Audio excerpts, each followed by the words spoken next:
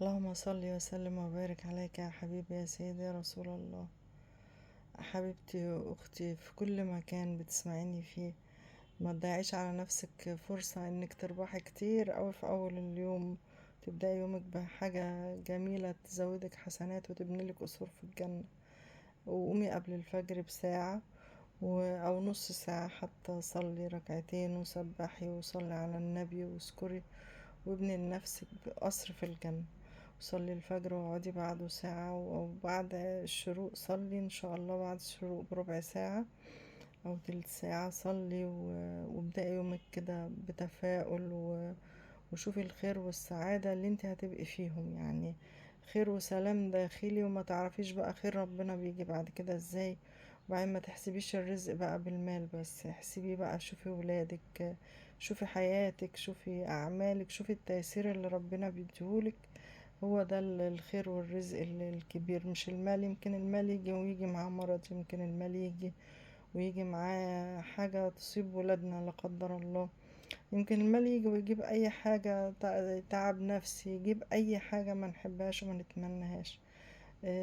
صلي وسبحي واذكري ان شاء الله نص ساعة، وشوفي الخير وادعيلي معاكي. انا عارفة ان في ناس بتعمل حاجات احسن من اللي بقولها كتير كتير كتير، بس ده فضل ربنا من عليا بيه وحبيتك تشاركيني فيه. خلونا نساعد بعض ونشارك بعض في الحاجات الكويسة اللي تساعدنا في حياتنا وفي آخرتنا، إن حياتنا الباقية هي الحياة الآخرة، وهي دي اللي المفروض نعمل لها. وده اللي المفروض تعلمي ولادك وكل اللي حواليك، تساعديهم إن هم يكونوا على الطريق ده إن شاء الله بإذن الله. ربنا يكرمنا جميعا. أنا لا داعية ولا مقطعة المصلية، بس هو ده اللي أنا بعمله. أنا ببدأ يومي قبل الفجر بشوية وبرجع انام شوية تاني و... واقوم اكمل حياتي ويومي.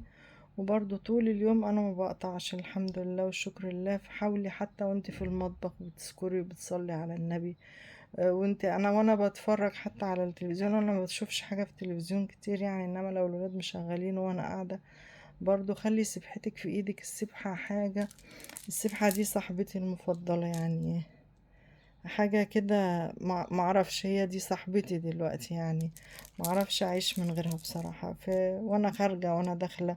وبعدين هتسمعي بقى كلام لطيف يعني، السبحة على طول، انت الشيخة، انت معرفش، ما تحطيش في بالك، انت ماسكاها عشان ربنا، ماسكاها عشان رضا ربنا. فما تشغليش بالك باللي يقول، اللي يقول يقول، اللي يقول يقول. سبحي واذكري في كل وقت وفي كل مكان.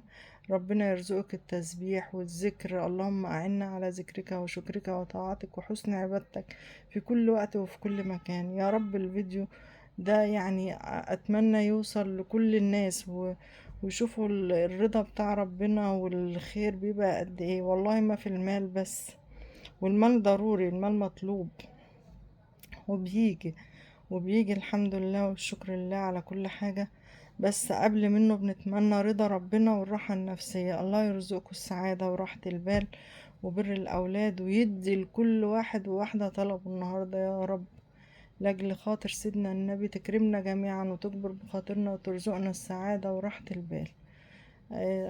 يعني يا رب اللي تعجبها الفيديو تقولي ان هو عجبها. وده مش فيديو للشهرة ولا للكلام ولا لأي حاجة، غير لأن أنا ده فضل ربنا من عليا بيه، وحابة إن كل الناس تعيش السعادة والفضل ده.